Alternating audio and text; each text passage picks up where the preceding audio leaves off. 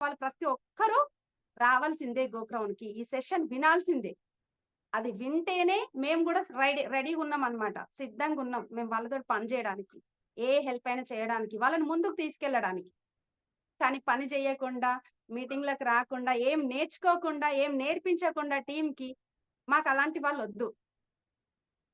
కుల్ల చెప్పేస్తున్నా. మాకలాంటి వాళ్ళు వద్దే వద్దు. మాతో పాటు ఎవరైతే పరిగెత్తడానికి సిద్ధంగున్నారో, ఎవరి కలలైతే నిజం జేసుకోవడానికి రెడీగున్నారో, మేము గూడా రెడీగున్నాం.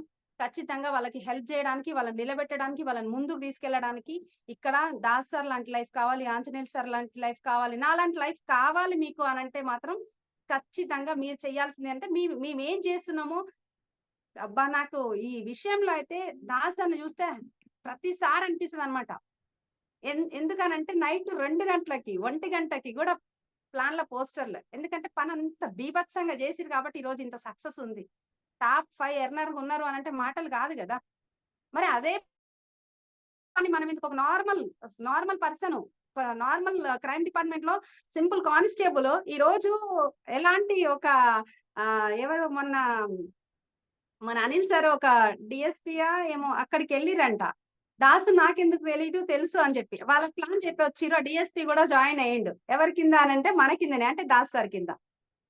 ఆలోచించండి ఒకసారి. మన లైఫ్ ఎక్కడుంది? అంటే ఒక ఎక్స్‌ట్రార్డినరీ లైఫ్ లీడ్ చేస్తున్నారు ఈరోజు. ఒక బెంజ్ కార్ ఓనరు. చూపించండి బయట. బెంజ్ కార్ తీసుకోవడం ఎవరి వల్ల అవుతది?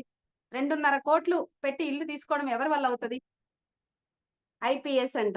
IPS sir. మనకు పోస్టర్ గూడా వచ్చింది. దాసు ఎందుకు తెలీదు, తెలుసు అని జెప్పి. అంత మంచి లైఫ్ లీడ్ చేస్తున్నాడా అని జెప్పేసి సార్ చాలా షాక్ అయ్యిర్రంట. అనిల్ రాజశేఖర్ సార్ వెళ్ళిరనమాట. అంటే ఎట్లాంటి లైఫ్ లీడ్ చేస్తున్నారు? ఏ స్టేజ్‌లో ఉన్నాం ఈరోజు అనేది కాదండి. మీరు దాన్ని మీ మైండ్ సెట్‌ని ఎట్లా మార్చుకుంటున్నారు? ఎట్లా తీర్చిదిద్దుకుంటున్నారు? మీ పవర్ ఇంతకు ముందుకు మీరు చెప్తున్నాను గదా! మీ పవర్ మీకు తెలియాలి అనంటే ఫస్ట్ మీరు పెద్ద సెషన్స్ అటెండ్ అవ్వాలి. అది మన ముందున్నది మన అదృష్టం ఏంది అనంటే గోక్రౌన్. ఇంతకు ముందు అదే గోక్రౌన్ అటెండ్ అవ్వాలంటే ఢిల్లీకి వెళ్ళాలి. ఢిల్లీకి వెళ్తే అక్కడ ఎంత ఖర్చవుతది అనంటే దాదాపుగా ఒక్క పర్సన్‌కి 15,000-16,000 ఖర్చవుతది.